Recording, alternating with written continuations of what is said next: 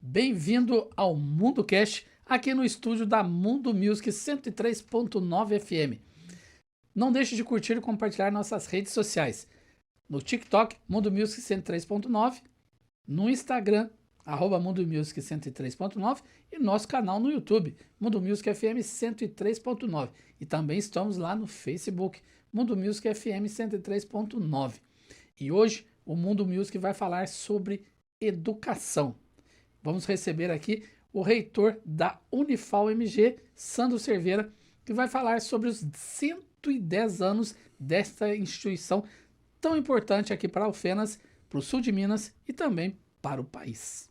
Professor, muito obrigado por ter aceito o nosso convite. Eu que agradeço. Posso chamá-lo de professor mesmo? Sandro, professor, como preferir. Fique à vontade. Certo. Professor, segundo mandato seu como reitor, a universidade fazendo aí 110 anos, ela transformada de uma escola de farmácia e odontologia nessa potência, né, com 3 campos, né, um em Poços de Caldas, um em Varginha e a sede aqui em Alfenas. O que representa isso tudo, uma instituição pública de ensino para o sul de Minas e para o país?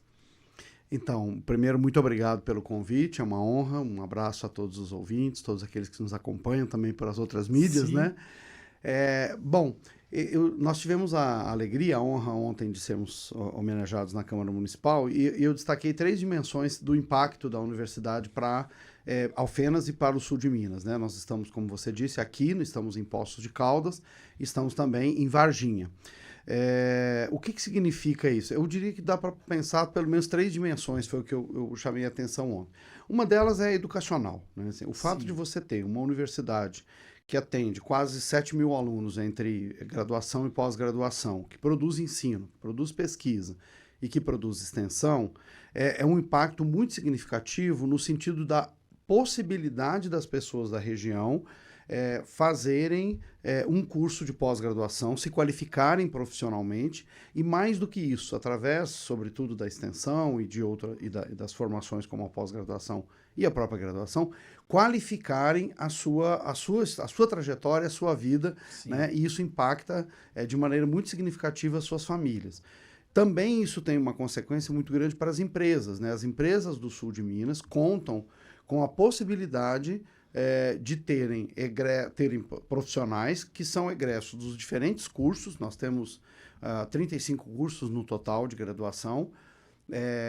Em Varginha nós temos os cursos das Ciências Sociais Aplicadas, Poços de Caldas as nossas engenharias, e aqui em Alfenas a saúde, as licenciaturas e outras áreas. Então, as empresas, né, o mundo do trabalho, o mundo do funcionamento empresarial, ele tem esse egresso, ele tem essa pessoa com essa formação que é muito qualificada, além, né, de outros impactos. Eu também destaquei a questão do impacto econômico mesmo para a região. O orçamento da Unifal hoje, no seu global, ele passa de 200 milhões, 240, 230 milhões, divididos, obviamente, esse impacto ele conta, né, o salário dos professores, dos técnicos, ele conta os insumos que são comprados pela universidade, o gasto com água, luz, telefone, etc., os gastos com os materiais para o funcionamento dos próprios cursos, além da contratação de pessoas terceirizadas. Então, esse volume, ele afeta efetivamente, inclusive, o PIB da cidade de Alfenas e da região. Nós estamos, inclusive, desenvolvendo um estudo agora para matematizar isso, para medir isso com mais precisão. Assim, quanto % afeta o PIB. Esse orçamento que o senhor citou, ele é anual. Ele é anual, é verdade. É maior a gente sempre pensa... Sim, e é maior que muitas cidades aqui no entorno de Alfenas, né? Esse montante, vamos dizer assim, 200 milhões, não é qualquer prefeitura que tem um montante desse anual para gastar, né? Exato. É importante lembrar que ele é anual, como você bem disse, e é importante lembrar que ele inclui todo o gasto da universidade, né? Inclusive aí os salários das pessoas, que fica na região, né? Sim. Isso para falar do impacto direto. Nós também temos, obviamente, os impactos indiretos. Quase 7 mil alunos, nós estamos falando de 7 mil pessoas que precisam comprar no supermercado, 7 mil pessoas que precisam comprar, que precisam alugar uma casa, né? Além obviamente, dos professores, os técnicos e os terceirizados, que obviamente também vivem suas vidas aqui na região. Então tem um impacto econômico que é muito significativo. E o terceiro que eu destaquei, que eu acho importante sempre lembrar, é o impacto que eu chamo de ético-político. No sentido de política no sentido amplo do termo, não no sentido partidário. Sim. Até porque nós, como universidade, né, não participamos diretamente, obviamente, né, por razões até legais, mas também éticas, do processo político partidário propriamente dito. A não ser, obviamente, como cidadãos, né, e cada um dos nossos colegas de acordo com suas preferências. Mas o que eu quero chamar de impacto político é o fato de que a universidade traz para a cidade, para a região, um impacto que é muito significativo do ponto de vista de pensar outras possibilidades, pensar outras formas de vivência, outras formas de convivência, né? E isso coloca, nós temos alunos e alunas do país inteiro, assim como professores e professoras e técnicos fazendo o concurso, às vezes vêm para cá, também da região, e isso gera uma possibilidade de um encontro entre as pessoas que já são da região com as pessoas que vêm de fora e que colocam novos desafios. Nem sempre esses desafios são fáceis. São barreiras, né, culturais que se mantêm, outras são derrubadas, né, adaptáveis, né? As pessoas vão... E que o mineiro ele tem um jeito todo diferenciado de receber, né? Exato. Eu mesmo sou um mineiro adotado, né? Eu sou mas como um filho adotado, às vezes eu sou mais carinhoso com a mãe do que os filhos, os filhos naturais. Sim. Mas isso é verdade, né? Então, assim, a gente recebe, mas isso coloca, então, uma série de questões importantes para a vida das cidades e das pessoas. O que é muito bom, faz a cidade crescer. Eu mencionei ontem, volto a mencionar porque eu acho importante, guardadas as devidas proporções, a Unifal, assim como Ouro Preto, assim como Belo Horizonte, eu colocaria mais Ouro Preto porque nós somos uma cidade, né, e mesmo Poços e Varginha não ultrapassa 200 mil habitantes, então nós somos cidades relativamente pequenas, entendido? Sim. Não somos uma Belo Horizonte com milhões de habitantes, mas com uma universidade grande, com um potencial muito grande. Nesse sentido, nós estamos junto com outras grandes outras histórias do mundo, né? Bolonha, Salamanca, ou seja, cidades que ficaram marcadas porque a sua experiência de vida, de história, ela foi marcada pela universidade, pela presença da universidade. Sim. E no caso aqui, né, temos inclusive duas universidades, uma privada e a Unifal.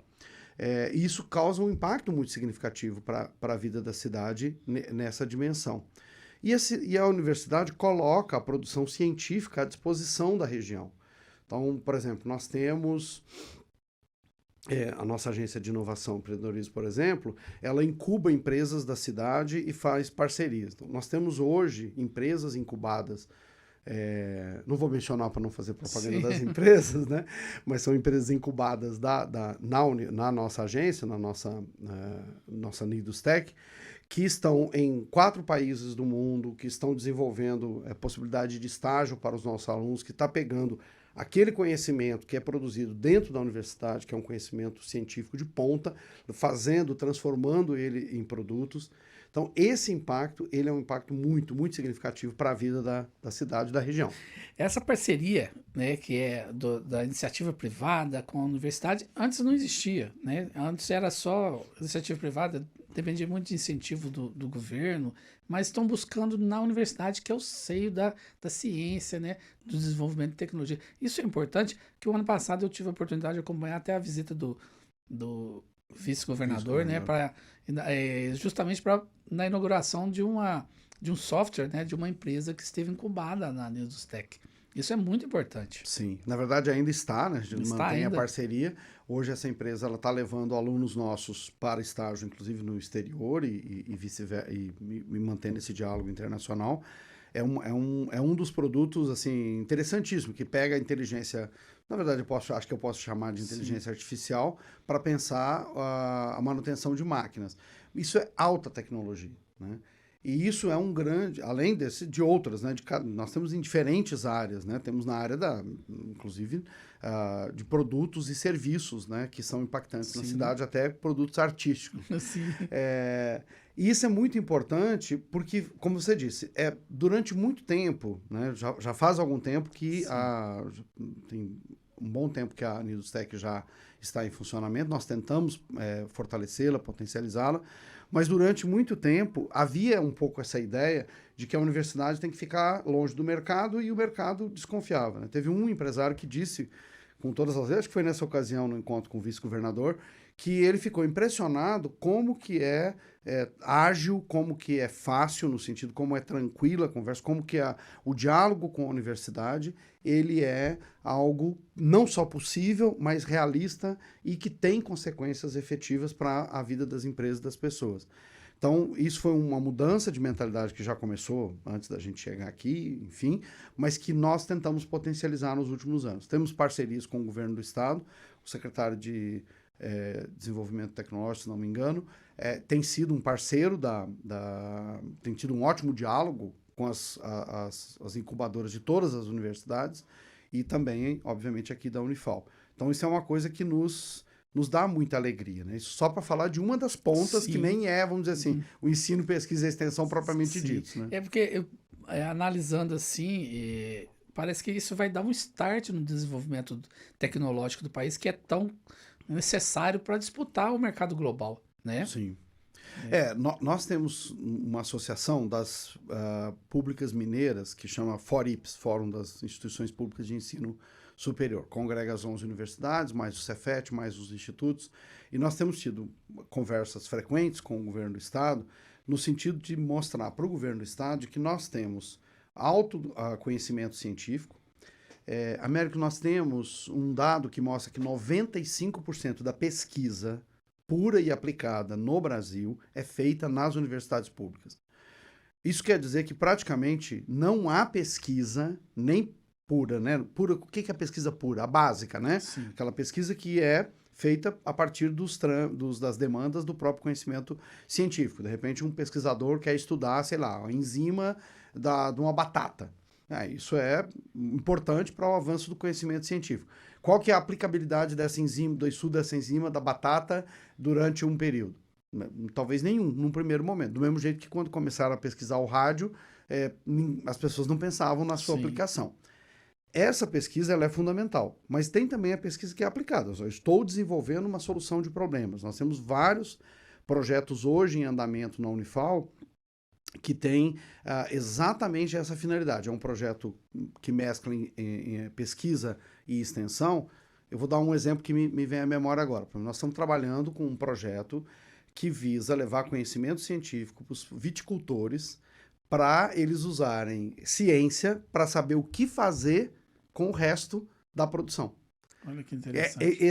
Esse lixo, né, ele normalmente iria para a natureza, iria trazer, enfim, poderia contaminações, etc. e tal. E esse projeto, ele que é desenvolvido no âmbito da Unifal, ele vai ajudar esses produtores a dar um destino adequado e, mais do que isso, transformar aquilo que seria lixo em um produto aplicado.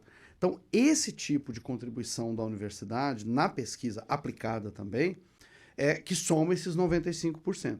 E a gente tem dialogado com o governo do estado no sentido de argumentar que Minas está muito ainda preso à questão das commodities, né, da própria mineração. Café, soja, né, que teve uma expansão boa agora. E a mineração continua despontando como principal, a mineração, né? Ainda...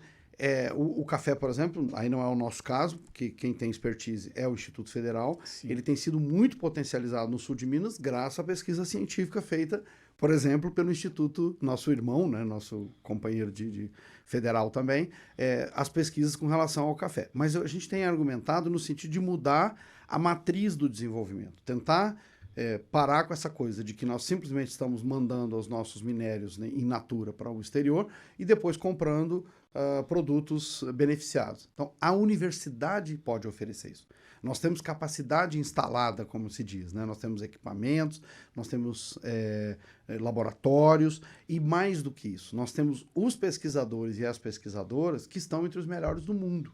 A Unifal, só a Unifal, recentemente, teve o destaque para 2 dos nossos, pelo menos 2, eu posso depois checar se tem mais alguém, mas pelo menos 2 dos nossos colegas foram colocados entre os pesquisadores mais influentes do mundo. Sim, eu cheguei a publicar. Você publicou uma matéria, né? Sim.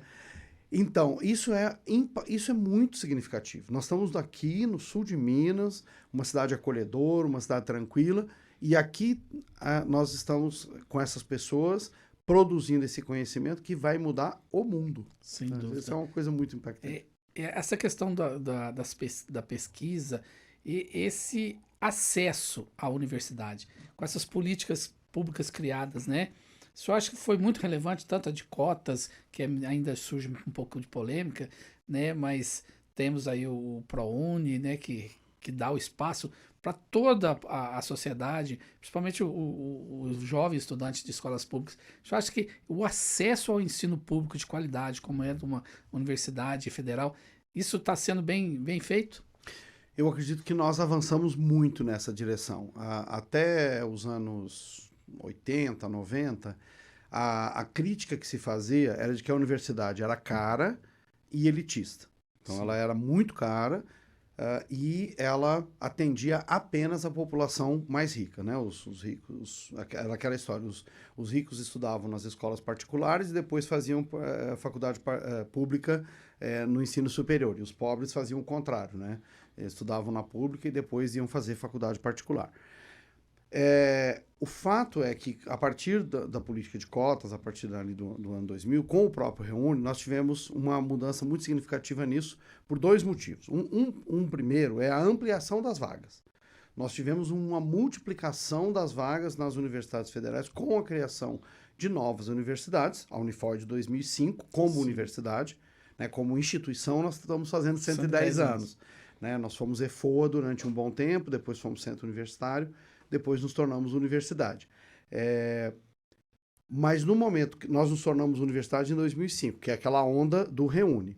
Essa onda, ela criou, na própria Unifal, nós saltamos eu acho que em 2005, 2000, nós tínhamos menos de 10 cursos, nós saltamos para hoje 35 cursos e 3 campi, né, sendo 2 unidades aqui na sede. Então, o número de vagas deu um salto muito grande. Isso faz com que, obviamente, a relação candidato-vaga, ela tenha, ela caia para patamares mais razoáveis. É claro que continuam havendo cursos de altíssima procura, continuam de muita concorrência, mas a grande maioria dos cursos hoje, eles estão num nível muito razoável, né? Os jovens, até queria incentivar que os jovens, tá chegando a hora de fazer o Enem, faça o Enem. Hoje, a principal porta de entrada da grande maioria das universidades públicas, inclusive, e mesmo das privadas, é a nota do Enem. Então, com a nota do Enem, você consegue concorrer a uma vaga. E antigamente as pessoas falavam, eu preciso tirar 1000, não sei o que, no Enem para eu poder entrar. Dá uma olhada no nosso site e verifica lá as notas de corte e você vai ver que muito provavelmente aquele aluno que fez com seriedade lá o Enem, ele tem uma nota muito razoável para a grande maioria dos nossos cursos. Isso vale para nós, vale para as outras universidades. Então, houve uma melhora só com isso. Além disso, foi instaurado, e é muito importante defender a política de cotas, porque ela provou várias coisas que haviam sensos comuns equivocados. Sim. Um aluno é fraco, porque isso vai aumentar Na verdade, nada disso se comprovou. Os alunos hoje, os nossos alunos cotistas, eles têm, nosso eu quero dizer, não só da Unifal, mas de toda a rede federal, eles têm desempenho igual ou superior aos estudantes que não são cotistas. Então, assim, essa lenda de que o cotista é pegar o aluno, isso é bobagem. E está comprovado hoje pelos números, né? Então, essa é a primeira coisa. A segunda coisa a lembrar é que quando a gente fala das cotas, né, por exemplo, preto, pardo, indígena, e eu estou usando o termo técnico, né, preto, pardo, indígena. Preto e pardo você coloca na categoria negro, indígena, das populações tradicionais. Essas cotas, elas estão dentro da cota da escola pública. Então, isso é muito importante de deixar claro, que todo aluno de escola pública, ele já é, de certa forma, candidato à cota. Ele precisa ver se, sendo um aluno da escola pública, ele agrega alguma outra característica que possa ser utilizada no processo de seleção. O que são os alunos pretos e pardos ou negros? Aqueles que têm as características que socialmente a pessoa seja reconhecida como negro, né? Às vezes a pessoa fala assim, mas o meu pai, a minha mãe são negros, assim, o meu pai é negro, a minha mãe é branca, me considero pardo, mas eu sou fenotipicamente branco, né? Mas o meu pai é preto. Não, tem que ser você. A pessoa, né? A pessoa. E por que tem que ser? Porque a gente sabe que a discriminação acontece desse jeito. Todo mundo sabe que se você tiver dois irmãos, um que tem características claramente de preto ou negro, né? Preto ou pardo, e o outro que tem características, na hora de procurar emprego, na hora de conseguir ter acesso a algumas coisas, infelizmente ele vai ser discriminado. Então a cota, ela ajuda a tentar corrigir um pouco isso. E desde que nós começamos o processo na universidade, especialmente quando colocamos as comissões de heteroidentificação, a presença da população negra, pretos e pardos, na universidade, ela tem aumentado de maneira importante, inclusive nos cursos de alta concorrência. Isso também é válido nós estamos trabalhando para atrair a população indígena também. Mas, para resumir, o que você perguntou, hoje a universidade ela é essencialmente uma universidade muito mais democrática. 70% dos nossos alunos hoje, e da maioria das universidades, são oriundos de escola pública. Então, uma esmagadora maioria. E, além disso, né, nós contamos com políticas de assistência. É uma democratização do ensino superior, vamos dizer assim. Definitivamente. Nós temos uma democratização muito significativa nos últimos anos. E eu digo que isso é muito bom por várias razões. O Neil deGrasse Tyson diz uma coisa que é muito legal, que é o fato de que ou nós assumimos que as variações, né, fenotípicas nossas, elas estão associadas à inteligência, o que seria, né, racismo mesmo, Sim. Ou nós assumimos que as condições socioeconômicas de acesso, elas privam a ciência de pessoas que poderiam ser cientistas e pesquisadores brilhantes. Com certeza, então, essa corrente é mais aceitável. Exatamente. Porque aí você... E até do ponto de vista liberal mesmo, claro, né? Se você ampliou o número de concorrentes, se você ampliou o número daqueles que estão na corrida, a probabilidade de você ter uma coisa meritocrática ao final passa a ficar mais razoável, mais verdadeira. Sim. Porque se eu reduzo os concorrentes, falo, esse aqui não entra porque ele é preto, esse aqui não entra porque ele é pobre, esse aqui não entra porque ele não sei o quê. Então eu deixo um grupinho que sempre vai disputar entre eles. E esse grupo aqui, obviamente, vai selecionar pior do que se eu ampliar. Então hoje a universidade está trazendo para o Brasil essa possibilidade. Coisa boa, né? Espero que continue assim sempre. Na questão do ensino, pesquisa e extensão, que é as áreas principais de atuação da universidade, na comunidade, por exemplo, aqui em Alfenas, como que é a atuação dela em relação à prefeitura, em convênios? Porque a Unifal ela tem pelo menos aqui em Alfenas, uma forte atuação na área da saúde, né? Uma prestação de serviços muito boa na questão da área da saúde. Como é que é esse convênio da universidade com a prefeitura? Então, nós temos convênio com a prefeitura em várias áreas. Por exemplo, a nossa clínica de especialidades médicas, né, você mencionou a questão da saúde,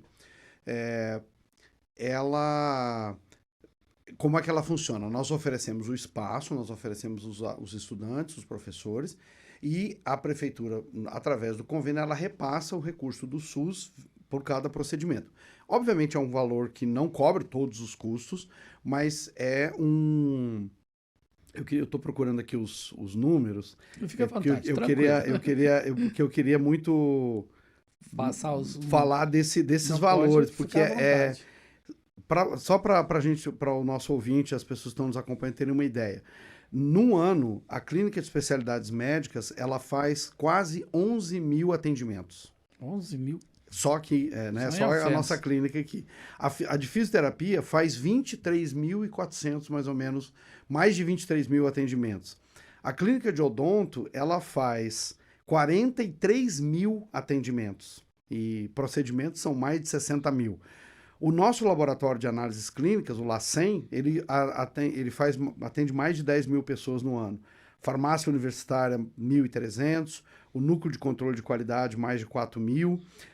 O laboratório anatomopatológico, 527 laudos, e esse laboratório, de nome que eu me engasguei aqui, ele é extremamente importante porque ele congrega, inclusive, a questão de alta pesquisa científica com a prevenção, tratamento e cuidado com a pessoa com câncer bucal. Então, é uma coisa, se não me engano... Ele tem um convênio com a Vida Viva. Tem. E, se não me engano, nós estamos para sair numa matéria nacional, porque esse é um dos de grande impacto, né, do ponto de vista da vida das pessoas. Mas nós temos muitas outras coisas. Né? Tem o Núcleo de Apoio Contábil e Fiscal, que atende 12 mil pessoas. O nosso museu, que agora vai, inclusive, inaugurar uma nova exposição dos 110 anos, que recebe quase 12 mil visitantes ao ano. Então, esse impacto todo, ele recebe fontes diferentes de apoio e financiamento. Então, por exemplo, você mencionou a prefeitura, é uma das parceiras, né? Mas nós temos convênios com o governo do estado, nós temos convênios com empresas, nós temos uma série de ações. Cada uma dessas ações, ela conta com esse diálogo da universidade com outras instituições para que ele aconteça. Ela não está isolada, né, como era antigamente.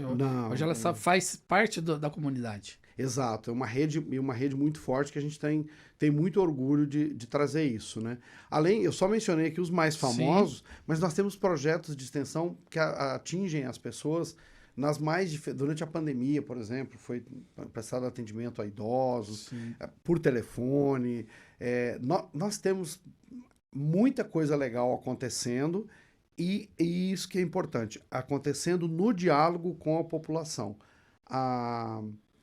A universidade, quando ela faz isso, a gente sempre pensa no que a gente está levando, mas a gente também está ganhando.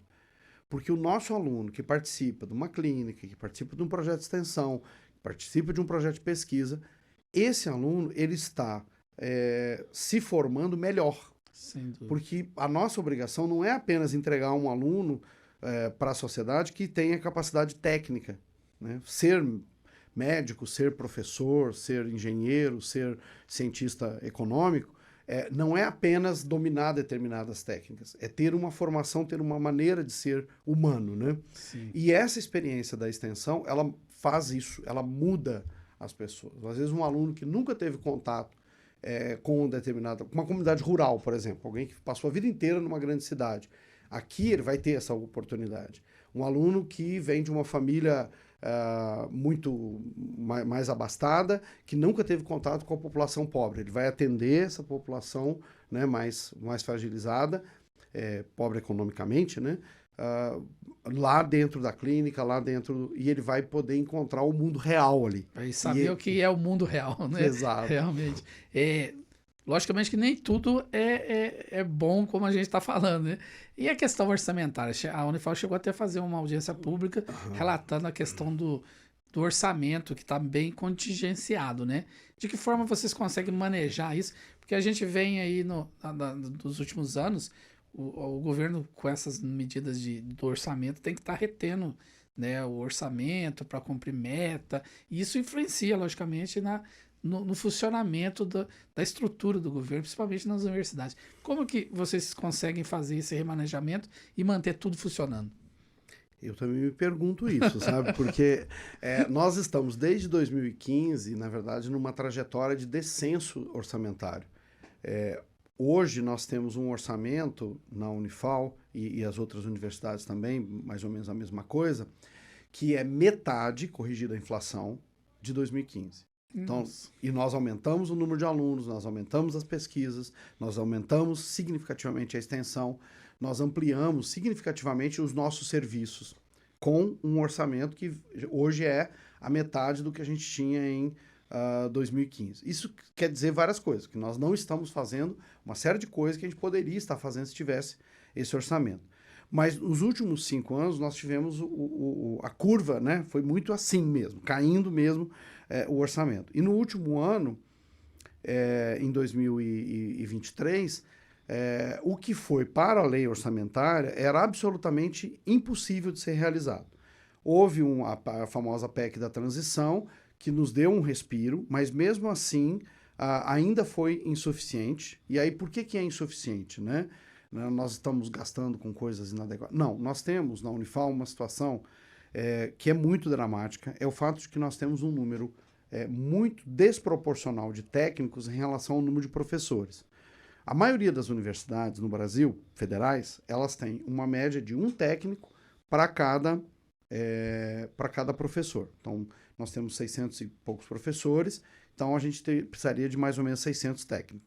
O fato é que nós temos pouco mais de 300. Nossa, o déficit é muito grande. É muito alto. Então, como é que a gente compensa isso? Com terceirização. Quando as pessoas falam, porque é terceirização, porque a reitoria está ampliando a terceirização. Basicamente assim, ou a gente faz, ou o serviço para.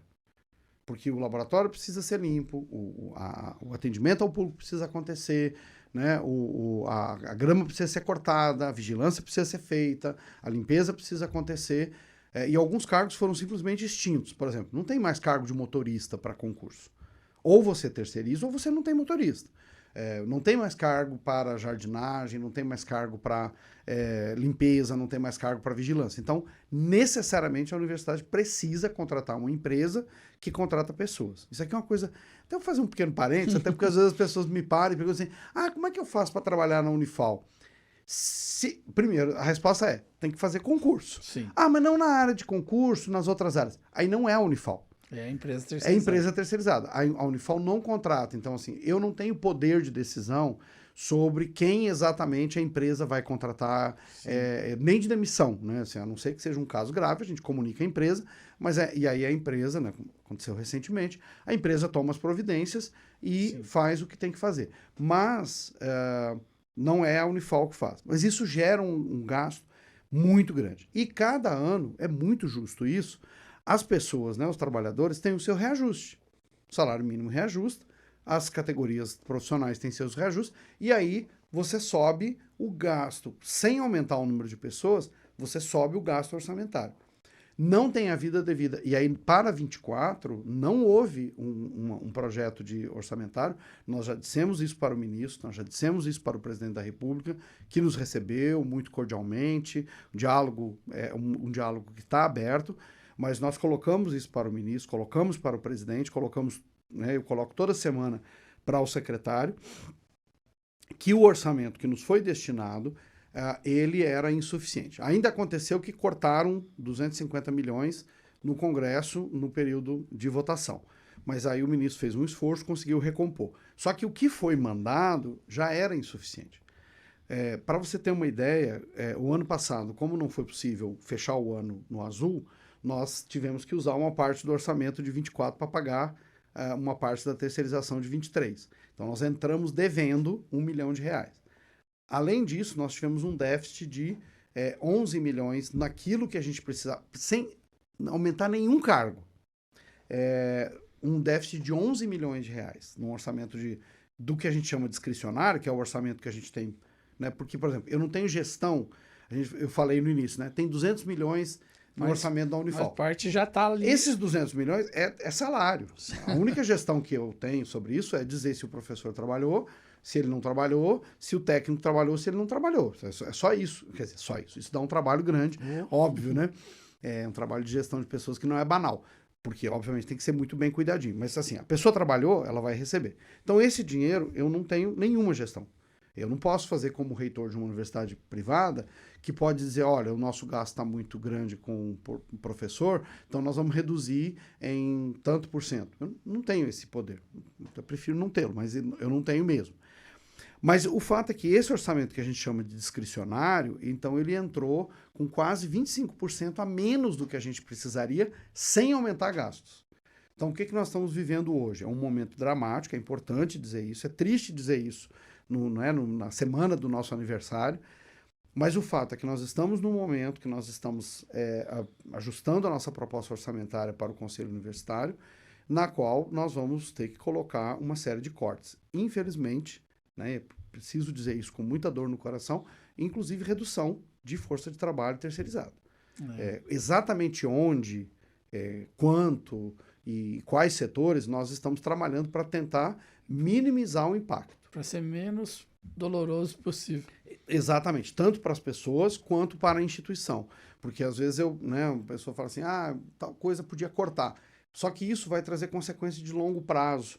E aí a gente tem que ter essa responsabilidade. Então, e isso está dando um trabalho gigantesco. Mas o fato é que hoje nós estamos num drama, continuamos o esforço junto ao presidente, tentando uma agenda com o presidente, isso eu falo, né, do conjunto das universidades, com o presidente da República, com o ministro, no sentido de dizer, olha, nós precisamos de uma recomposição até o final do ano, sob pena de que nessa redução de pessoal, de insumos, né, de gastos que a gente tem para...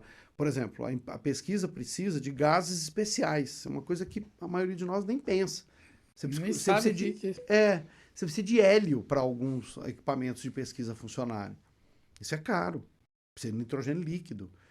E nós vamos ter que fazer ajustes nisso também. Nós precisamos... a pessoa fala, mas tem viagem. Claro que tem viagem. Se você está fazendo geografia, se você está fazendo um curso de engenharia de Minas, é óbvio que uma parte da sua formação vai ter que acontecer lá dentro da mina, lá dentro do espaço que você está estudando. Isso implica o quê? Um ônibus que leva as pessoas e traz de volta. Isso gasto, o veículo tem que estar com boa manutenção, tem que estar tudo, né, tudo certinho. Exato. É complicado, então, né? Estamos num momento bastante dramático.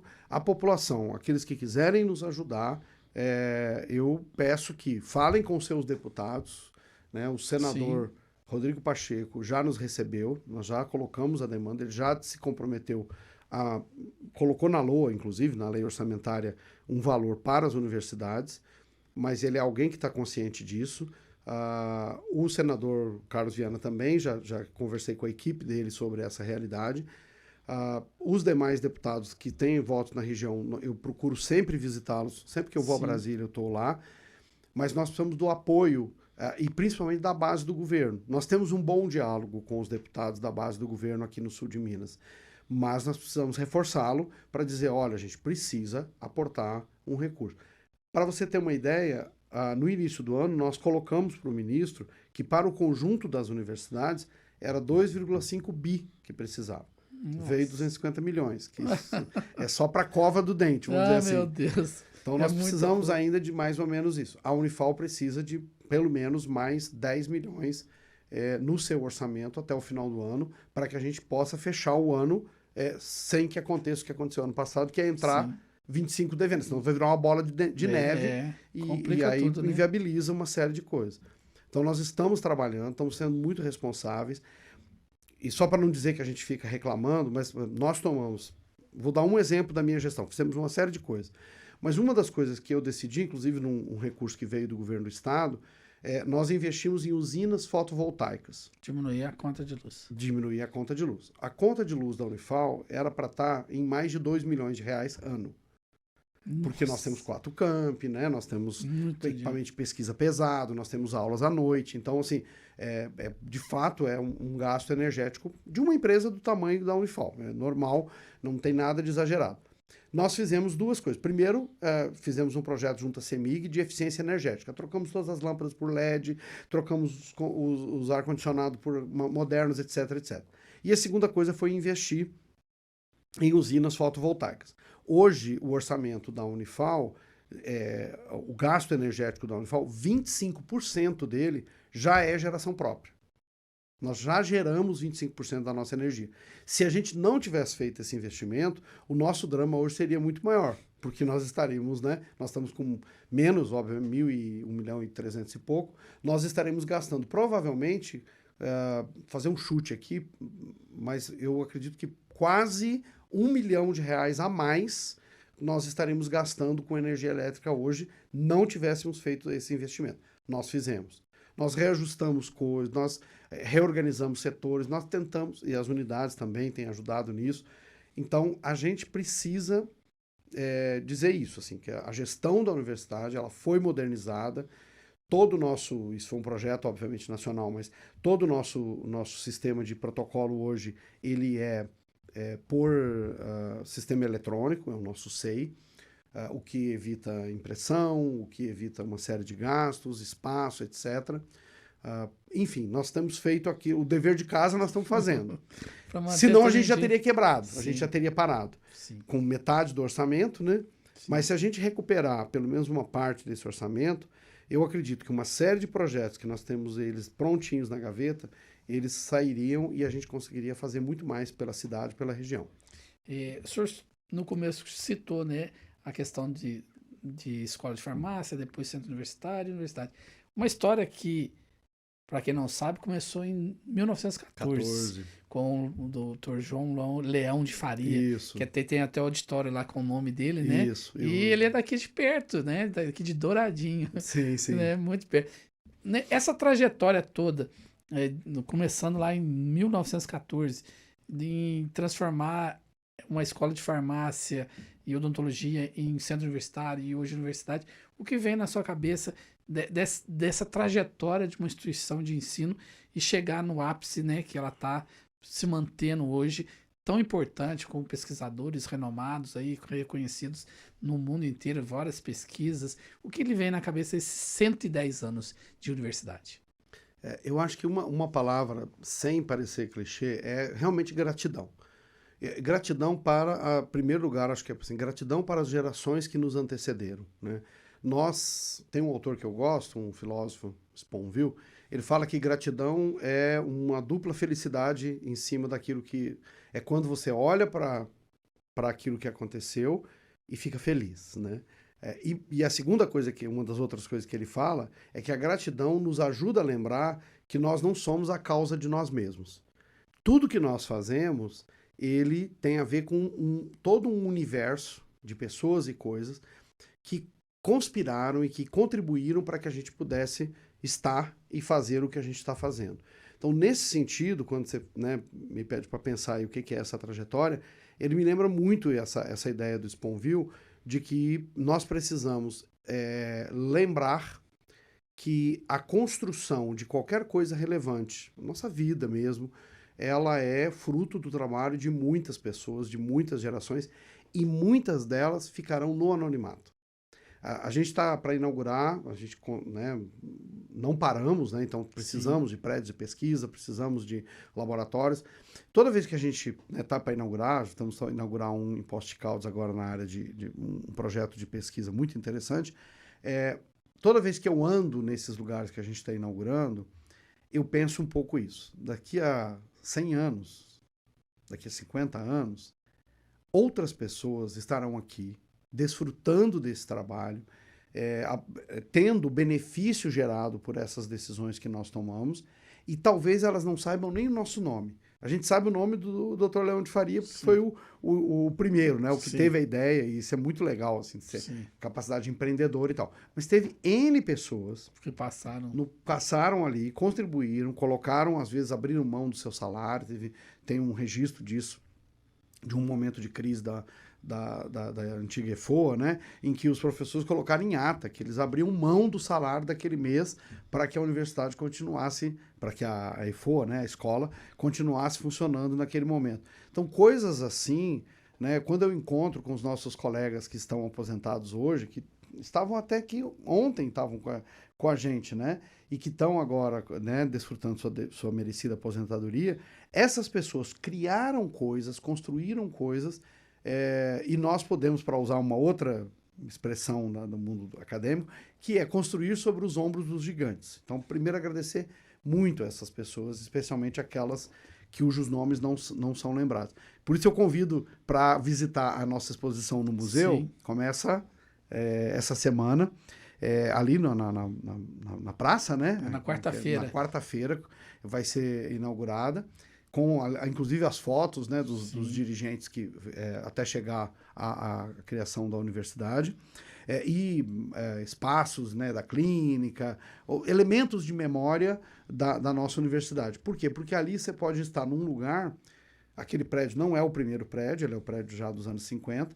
mas você vai estar num lugar que você pode sentir o clima, né? Assim, ó, aqui, né? E outro dia eu passei lá, fui na feira e fui visitar a exposição.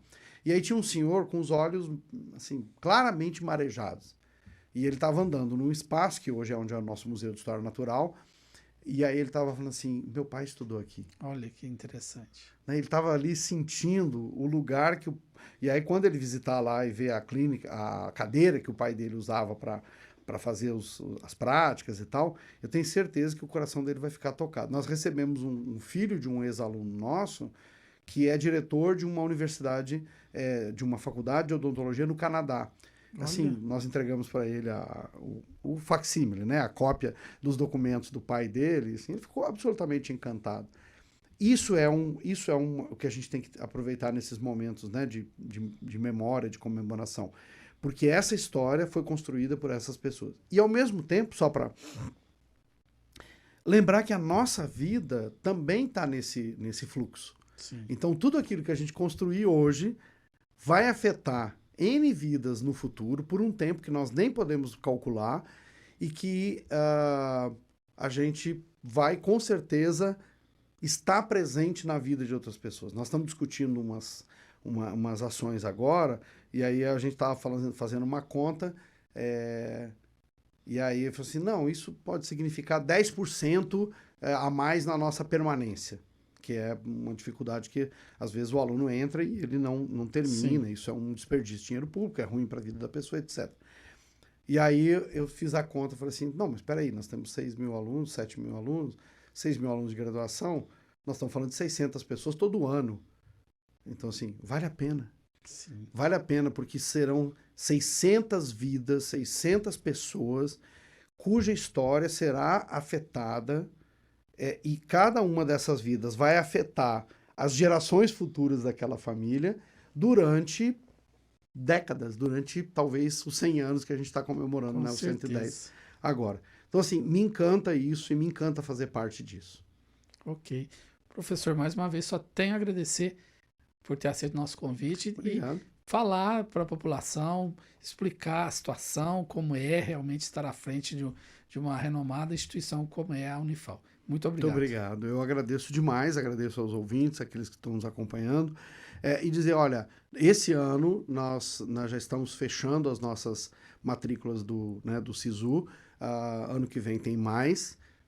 Não deixem de fazer o Enem. Sim. E venha para a Unifal. A gente está aberto, a gente quer que a população da cidade, da região, aproveite esse patrimônio, esse tesouro que é a nossa universidade aqui. Com certeza. Mas não deixe de curtir e compartilhar nossas redes sociais. No TikTok, Mundo Music 103.9. No Instagram, @Mundo Music 103.9. No YouTube, Mundo Music 103.9. E também lá no Facebook. Até o próximo MundoCast.